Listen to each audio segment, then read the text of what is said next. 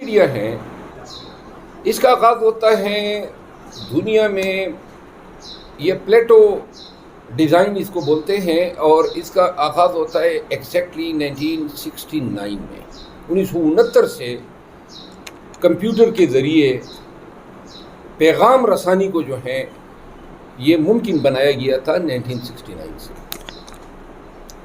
لیکن اس میں انقلاب آیا 1991 میں، جب ورلڈ وائڈ ویب جو ہے وہ لانچ ہوا، اور جس نے بڑی آسانی کر دی، لوگوں کو شیئرنگ کے پلیٹ فارم دے دیے۔ 1995-96 وہ سال ہیں جب سوشل میڈیا جو ہیں صحیح معنوں میں دنیا کے افق پہ نمودار ہوتی ہے، اور آنے والے جو 7-8 سال ہیں 95 سے لے کر 2003-4 تک، تو آپ دیکھتے ہیں کہ یہ جو آج کل کے سوشل میڈیا جائنٹس ہیں، مثال کے طور پہ ٹویٹر ہوا، فیس بک ہوا، سنیپ چیٹ ہوا، یا وی چیٹ ہے، یا پالٹاک ہے، اس طرح کے یوٹیوب ہے، یہ منظر عام پہ آتے ہیں۔ اب یہاں سے میں آپ کو یہ عرض کر رہا ہوں کہ اپنے آپ کو آپ نے اپنا کیس سمجھنا ہے سوشل میڈیا جرنلسٹ کے حوالے سے۔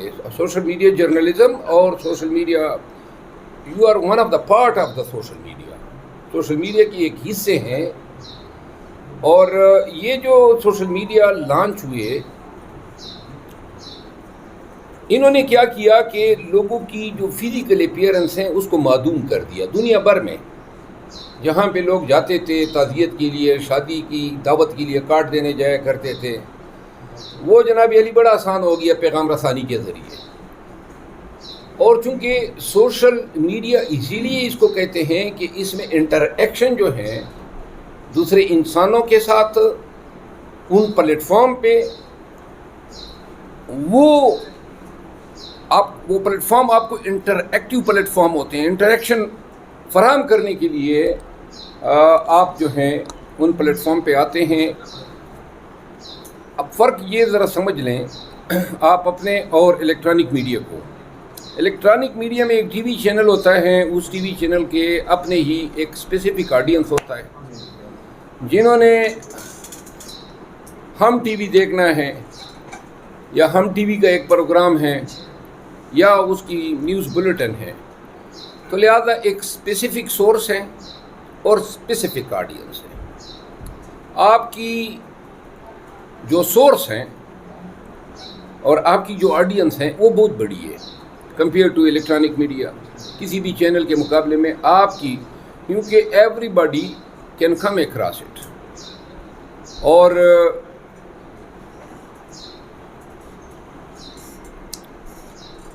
پاکستان کے حوالے سے جب ہم اپنے ملک کے حالات کو دیکھتے ہیں تو ہماری میڈیا لاز شروع ہی ہوتے ہیں آرٹیکل 19 سے، کہ جی آپ بھی اسی میں اپنا تحفظ ڈھونڈتے ہیں، اور ریاست یا سرکار جب ہاتھ ڈالتی ہیں تو وہ بھی اپنے کیے کرائے کو ڈیفینڈ کرتی ہیں آرٹیکل 19 میں۔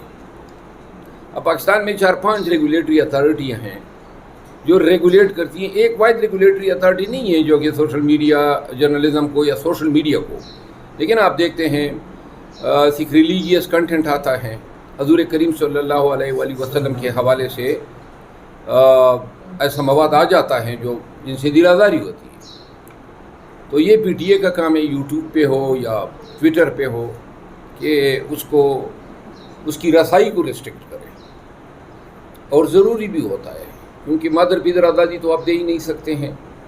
دنیا میں مختلف قومیتیں، مختلف نظریوں کے لوگ، مختلف مذہبی عقائد والے لوگ ہوتے ہیں، اور جس طرح انسان اس معاشرے میں پلا بڑا ہے، وہ دوسرے کے حقوق پہ حملہ آور ہونے کے لیے ہم وقت تیار ہوتا ہے۔ تو لہذا ہر انسانی معاشرے میں حقوق کو ریگولیٹ کرنا یہ انتہائی ضروری ہوتا ہے۔ یہ ریگولیٹ کیا جانے کے عمل کو بعض اوقات ہم شاید پسند نہیں کرتے ہیں، لیکن اگر ہم دیکھ لیں کہ اگر آپ پہ کوئی قدغن نہیں ہے، آپ کچھ بھی لکھنا چاہیں، بولنا چاہیں، کہنا چاہیں، اور لوگوں کی اس کی ایکسس ہو، اور ابھی بھی پاکستان میں باوجود اس کے کہ ہمارے ہاں ٹویٹر ابھی 1 مہینے سے زیادہ ٹائم ہوا ہے کہ بند ہے، 3 مہینے بند ہے.